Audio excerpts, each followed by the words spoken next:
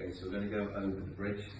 This is one of the core exercises that you need for building a good kind of lumbar, pelvic stability. So if you're suffering with like lower back pain, kind of SI joint dysfunction, anything like that, you need to basically be able to engage the core and the pelvis to create stability throughout. So this is one of the exercises. A lot of the time people are doing this wrong. So we're going to talk through how to do the exercise, what to look out for, things like that.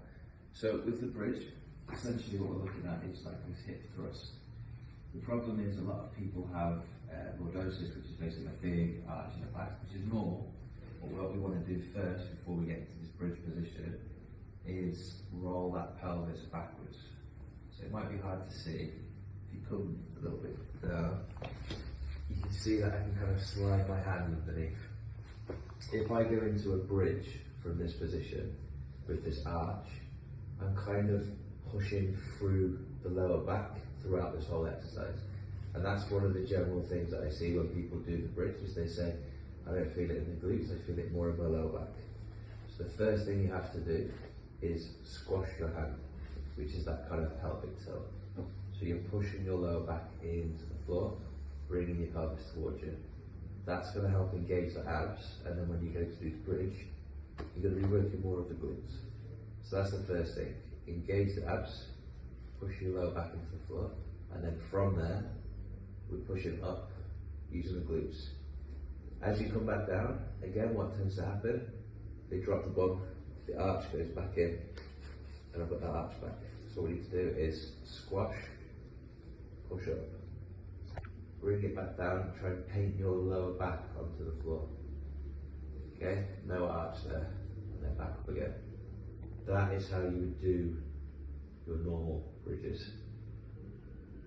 Now when we're looking for kind of that pelvic stability, what I mean by that is when we get into this top stage here, everything is in line. So abs are engaged, pelvis is stable. If I was now, for example, to take one leg out, I can keep all of this in line. If you're kind of lacking that pelvic stability, what you'll find is as you take one foot out, the pelvic will drop, your pelvis will drop. Okay, so we need to engage the core to here. So I would say the first stage, okay, start doing bridges, aim for say 3 sets of 15.